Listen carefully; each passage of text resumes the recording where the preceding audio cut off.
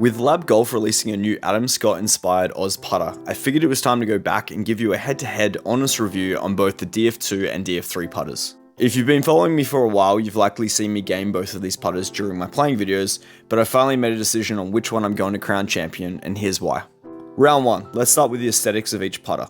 Obviously the big bad older brother, the DF2, has the extreme LAB design that we've all seen, and to be honest, its unique look really helped propel the LAB name into the golfing stratosphere. But for those who don't want to be caught using a bottle opener, I get it. The DF3 has a design that is more streamlined, sleek, and mainstream.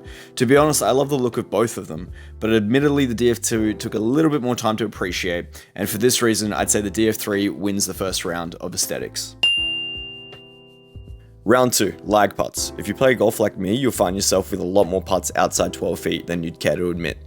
This is where the OG DF2 really shines. The stability and balance on this putter is unparalleled. The DF3 performs incredibly well in this area as well, but I did find the weighting and large face on the DF2 allows for a more consistent roll on longer putts where a mishit is likely to occur.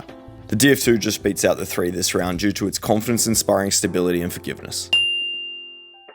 Round 3, short putts. The DF3 is a bit of a sniper inside 8 feet. I found it hard to miss and the feel of the face is pure. The smaller head sets up great and is easy to line up. In saying this, however, I also found the DF2 to be just as good, and again, the stability this putter exhibits is its strong suit. It's tough to declare a winner, but I'd say for a majority of players, they will find the smaller head easier to line up and pull the trigger on short range putts.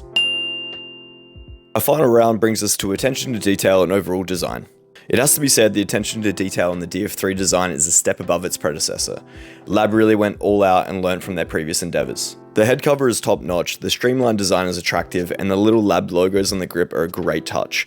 And they even have an inbuilt ball picker-upper. I think that's what it's called. But although you're probably thinking the DF3 is clearly the winner this round, the DF2 has some engineering mastery about it that is just so attractive to golf nerds like me. I actually really like the big ugly head. I love it even more when you step onto the practice putting green pre-round and everyone and their dog just gives you a weird look. There's nothing better than looking like an absolute Jerry and then simply draining everything on the golf course. I love the simplistic head cover and everything about the OG just feels so alien in the best way possible. You really feel like you're holding the future of putting in your hands, and that's a pretty cool feeling. But that's just my 2 cents. Objectively, the DF3 wins this round. So there you have it, the DF3 wins 3 out of 4 rounds, even if it was just by a beast. And although it seems pretty obvious that I'd gain the DF3, personally, the stability and forgiveness I get with the DF2 is so unmatched and consistent, I've decided I'm going to keep it in the bag and leave the DF3 out. It might seem like a strange decision given the tally, but I don't need it to be fancy or good looking when it helps me hold putts and inspires so much confidence on the greens. That being said, for a majority of you, you'll be looking for a DF3, but if you're like me, don't care how it looks, want stability and forgiveness and ultimately hold more putts, the DF2 may be your next best purchase.